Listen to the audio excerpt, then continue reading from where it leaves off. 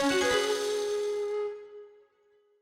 going on, everybody? My name is Rev, and welcome back to another Dauntless video. In this video, I'm going to be going over Torgadoro's armor and weapons, the new cell Zeal, the Ultra Armor cosmetics, as well as the legendary abilities attached to the weapons. There will also be some tips and tricks on the best way to go about unlocking everything, as well as getting part breaks for Torgadoro as well. I know a lot of people care about looking cool, so let's go over the Ultra Armor first, since it's quick and simple.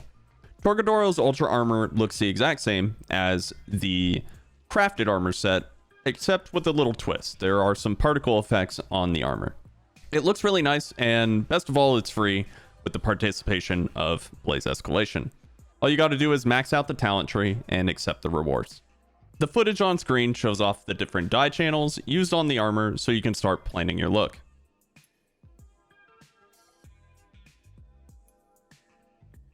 This is where tip number 1 comes in. Your first objective when entering Blaze Escalation should be leveling your talent tree and getting to the second power bonus. This is kind of where players start hitting the equal footing for the escalation and will be more likely to see Torgadoro and break its parts after this point. This sort of happens naturally, but I know there are people out there that want to rush and jump straight into the level 10 through 50 and end up just being a detriment to their own team because they keep getting one shot, or worse, not even unlocking their power boost. So make sure you're doing that. Now, let's talk about the actual armor and what stats they have. Torgadoro's armor features a hefty amount of power cells, a single utility socket, as well as passives in Overpower and Knockout King. The big highlight here is that we finally have an armor piece with Overpower on it. Torgadoro's gloves are definitely the first piece to craft. It also features the brand new cell added to Dauntless called Zeal. Zeal enhances your lantern's tap capabilities by a certain percent every level. Unfortunately, the cell kind of falls by the wayside, similar to how Grace did during Lightning Escalation, but might see a comeback if they ever add new lanterns to the game. Zeal just doesn't offer the convenience and damage that Etheric Attunement and Conduit do, so it's probably not going to see much play in the current meta.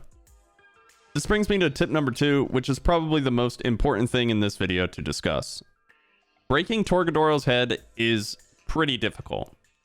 The part itself doesn't have a lot of HP, so once you get the power capped, it shouldn't be too big of a deal.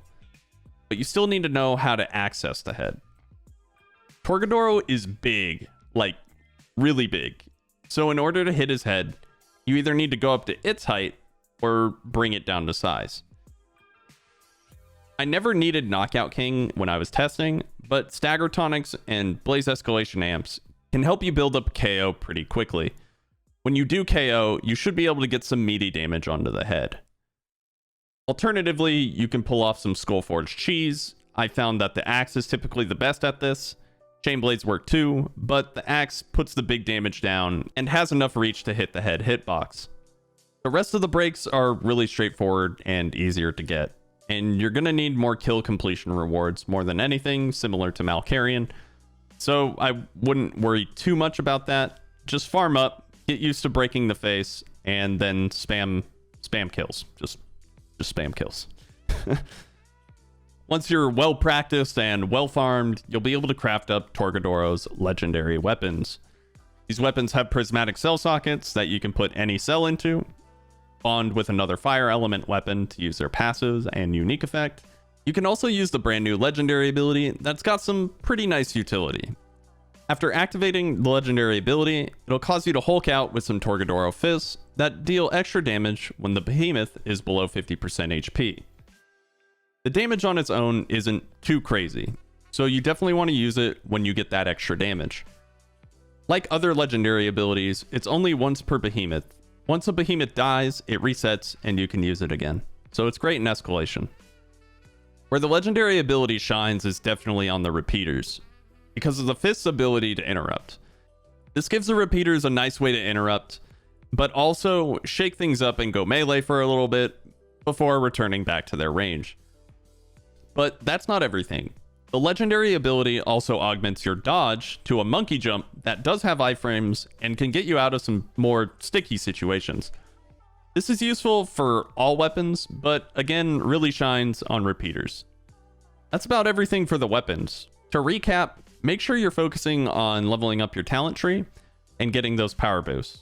They expedite the ability to make it all the way to Torgadoro, which you'll need to fight plenty of during the Blaze Escalation season. The snout, or headpiece, or head break, is going to be a hot commodity for a lot of players, so make sure you're mindful of that.